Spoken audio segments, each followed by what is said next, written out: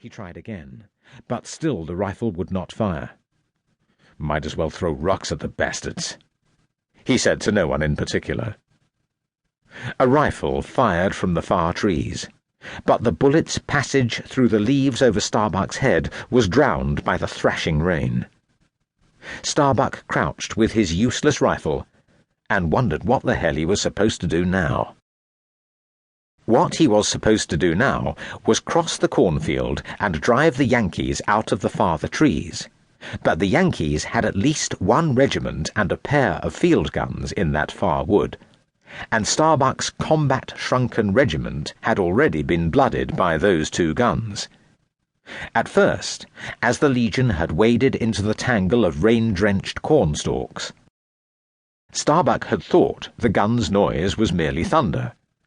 Then he had seen that his left-hand companies were being shredded and broken, and he had noticed the Yankee gunners hand-spiking their weapons about to take the rest of the Legion in the flank.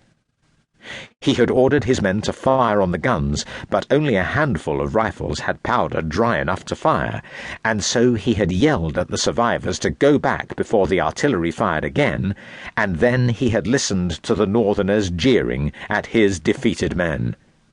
Now, 20 minutes later, he was still trying to find a way across or around the cornfield. But the ground to the left was an open space commanded by the enemy guns, while the woods to the right were filled with still more Yankees.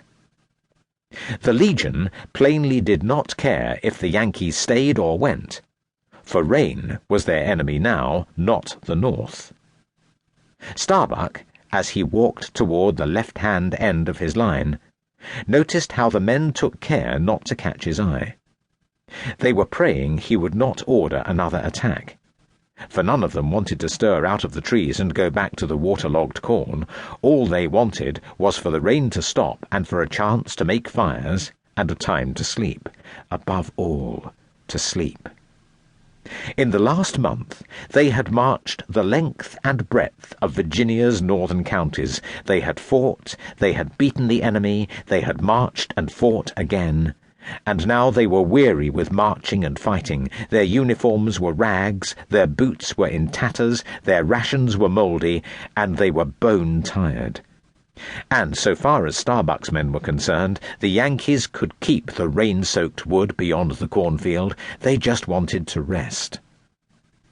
Some of them were sleeping now, despite the rain. They lay like the dead at the wood's edge, their mouths open to the rain, and their beards and moustaches lank and dripping. Other men, truly dead, lay as though asleep in the blooded corn.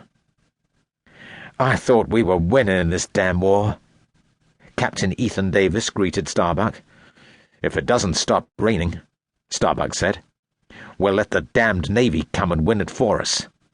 Can you see the guns?" "They're still there." Davis jerked his head toward the dark wood. "Bastards," Starbuck said. He was angry with himself for not having seen the guns before ordering the first attack. The two cannon had been concealed behind a breastwork of branches, but he still cursed himself for not having suspected the ambush.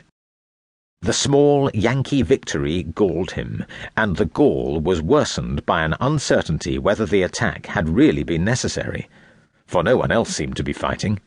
An occasional gun sounded somewhere in the bleak, wet gloom, and sometimes a rattle of musketry sounded over the crashing rain. But those sounds had nothing to do with Starbuck, and he had received no further orders from Colonel Swinyard since the first urgent command to cross the cornfield. Perhaps, Starbuck hoped, the whole battle had been soaked into stalemate. Perhaps no one cared any more. The enemy had been going back to Washington anyway, so why not just let them go? "How do you know the guns haven't gone?" he asked Davis.